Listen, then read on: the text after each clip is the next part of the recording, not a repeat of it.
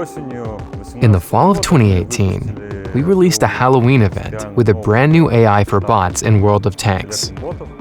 It was among the first attempts to make PvE. There was the summer event after that, and there was the Halloween event last year, which was supposed to be the next step. It's worth mentioning that the main direction of the Kiev office is artificial intelligence in World of Tanks.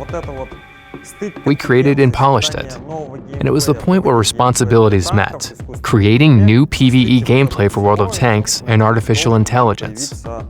At this juncture, a new iteration of Halloween was supposed to appear with a brand new gameplay loop, a far deeper one.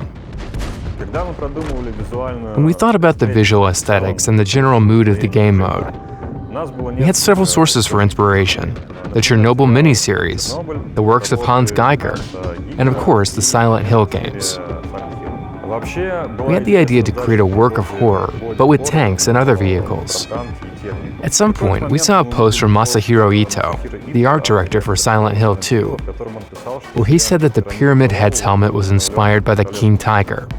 Turns out, he's a fan of World War II military equipment in general, especially the Soviet and German tanks from the Eastern Front. So we thought, oh, it's just the thing we need. And we messaged him. This is how our collaboration started. The art team learned that we would be partnering with Masahiro Ito, who is one of the creators of the Silent Hill universe.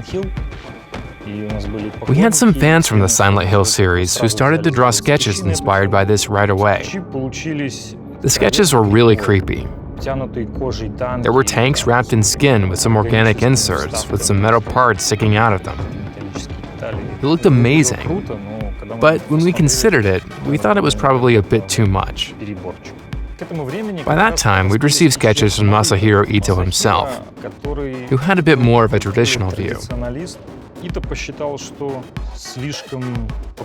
thought that it would be too much if there were too many paranormal parts on the vehicles.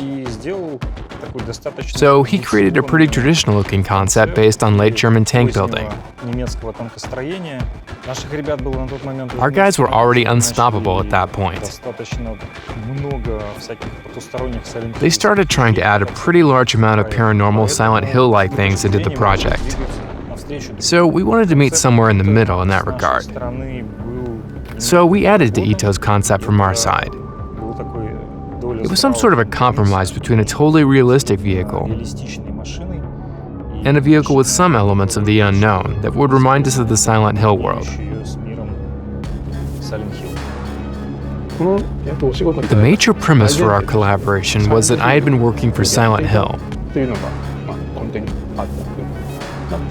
So I tried to come up with a way to decorate vehicles with the Pyramid Head and other iconic elements from another world in Silent Hill. That's why I equipped the event vehicles with barbed wires, an omnipresent symbol for another world, while slightly deforming them into a geometric pyramid-like figure. I didn't want to design vehicles that are too unrealistic.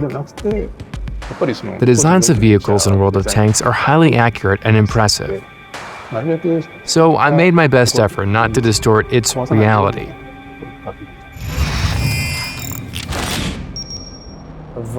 In the new Halloween event, we wanted to create a new map, or rather take on one of the PvP maps and modify it a bit. But in the end, we modified it so much that it became unrecognizable, and we finished it off with the so-called phases. Visibility decreases, enemies become stronger, the threat grows. One of the challenges was to make every consecutive stage noticeable.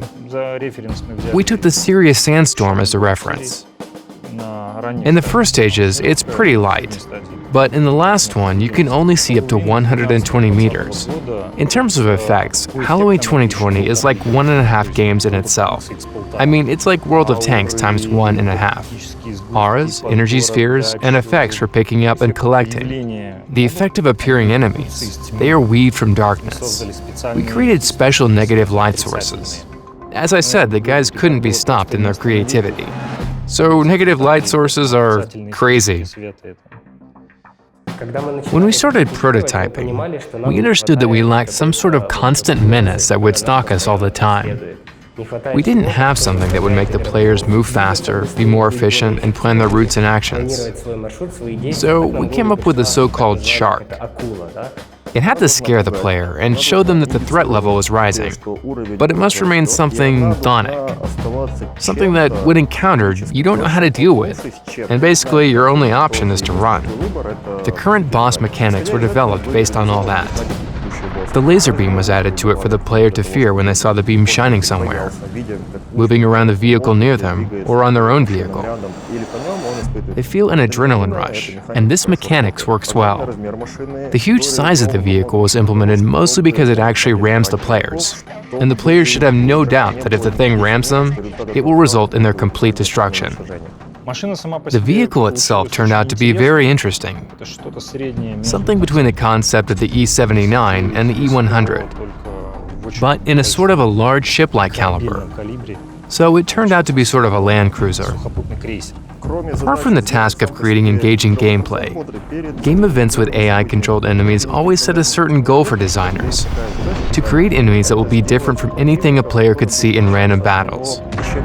We wanted to create enemies that would behave in unexpected ways, and in general, create mechanics that would seem rational in World of Tanks, but give the players a new experience regardless. And I have to say that we now have 6 or 7 different types of bots in the game mode, and a whole set of various gameplay behaviors that changes depending on the game situation. And we actually don't know what type of enemies you will get in each session. Nobody knows. We managed to create considerable variety that allows you to experiment. Sometimes your tactics will be successful, but in other situations they will fail. So Halloween is sort of the current peak of the bot development. It's a new milestone for us. Halloween 2019 was the first event where we wanted to introduce some narrative elements and tell a story. Not just tanks driving around the maps, destroy bots, and bringing resources to the collector. We wanted to allow the player to dig deeper, and with some hints and pieces of the general narrative, let them understand that nothing is so simple here. And the player would see just a fragment of the whole picture that includes some other game modes like Steel Hunter and The Last Waffenträger. It's a lot of short stories, but we can't develop each of them fully during one small limited time event, as opposed to a whole large-scale game. But when all these stories become links in one chain, some small elements in one large puzzle, then all of them as a whole can tell a great story and have a great deal of meaning. We broke the whole story of Mirny-13 down into little pieces and hid them in fragments, or as they are called in the game mode, testimonies. Pieces of information will be available as you go deeper into the game mode. The more you play it, the more pieces of information you can collect, and put together your own version of what is going on there.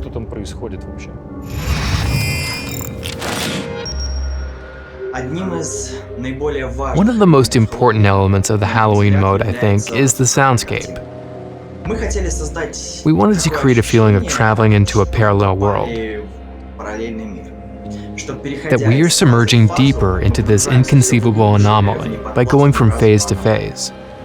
Ambient sounds, shots, all that has to be different from the usual sounds in random battles. Additionally, the most important sounds in the game sound completely different in each world. Your vehicle, enemy vehicles, and the shots themselves, of course. In the first world, the sound creates some tense feeling, but at the same time, it's not really scary. But in the fourth world, we created such sound as if we were in some paranormal world. Like the physics of sound is completely different. Apart from the soundscape, we created the music, the main theme that plays during map loading. The task was not to simply create a Halloween mood, not some light magical atmosphere like in Hogwarts, but to create a sense of desperation, tension, and the character of the anomaly. And we created the garage music in collaboration with Akira Yamaoka. During the development, we sort of had the stars align for us. We could collaborate with Masahiro Ito, and Silent Hill was kind of all around us. And we had already worked together with Akira Yamaoka, who is the very talented composer for the whole Silent Hill series. At some point, we decided to contact him and ask to write a track for Halloween. Well, I understood I was expected to create in-game music for a special Halloween mode in World of Tanks, because I've been the chief sound producer for the Silent Hill series. I first tried to create a dark, inauspicious sound atmosphere that would remind of Silent Hill. But in the course of the work, I realized that my sounds had become too horrifying. So I kind of eased frightening effects a little. You know, World of Tanks is a realistic game that features armored combat vehicles that actually exist in our world.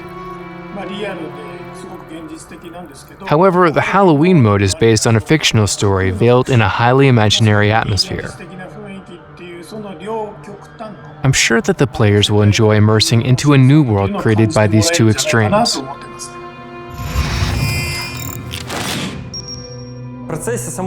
During development, something happened to us.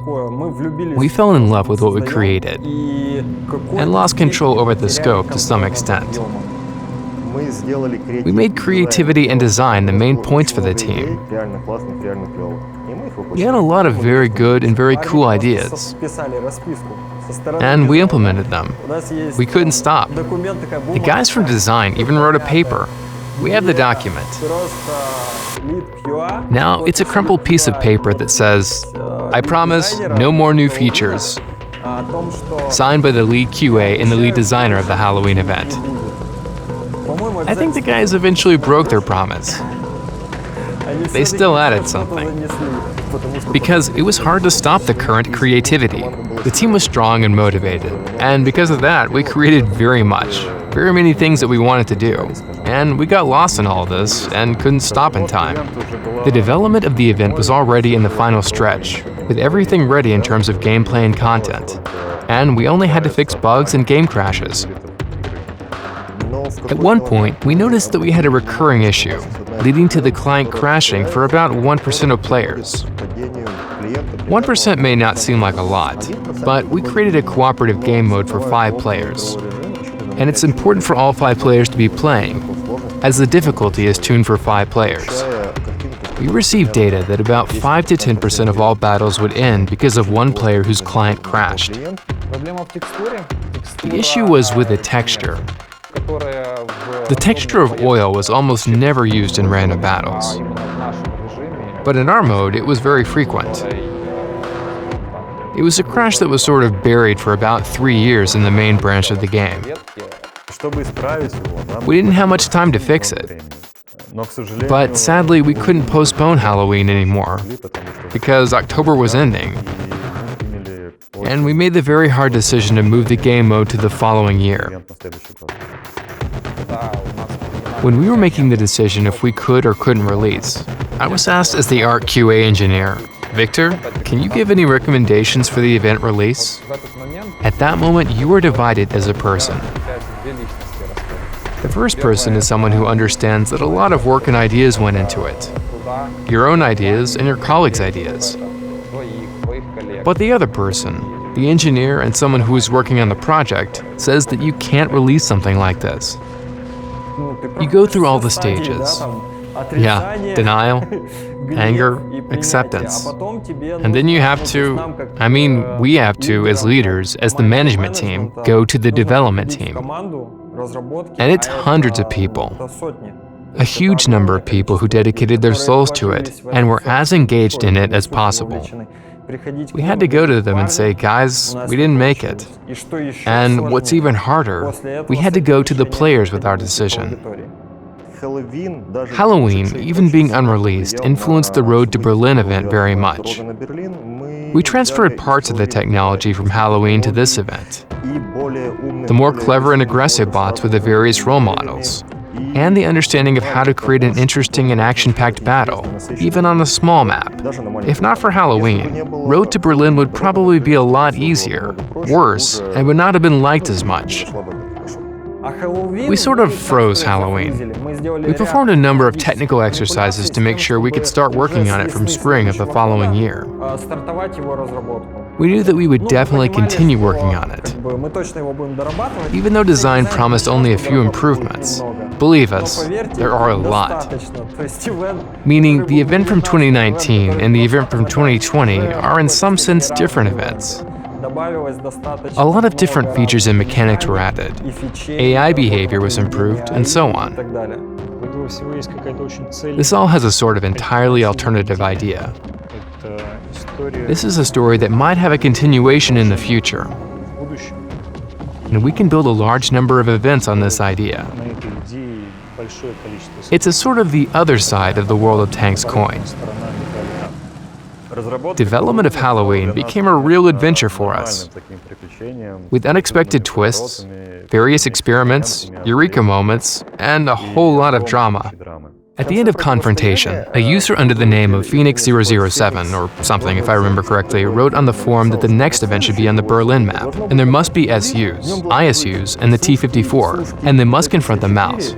And when the event came out, the Road to Berlin game event, they must have said, hey, they took my idea, that's awesome. I'm saying this to remind you that we actually read the forums actively, communicate with the players, and read all of the feedback. And in reality, any of our game events, any feature in World of Tanks, is not just something that the guys at Wargaming came up with in a meeting. The guys read the forums, listened, watched, imagined how the audience would react, thought how large the audience is, how big of a share our players would like it, and if it was necessary.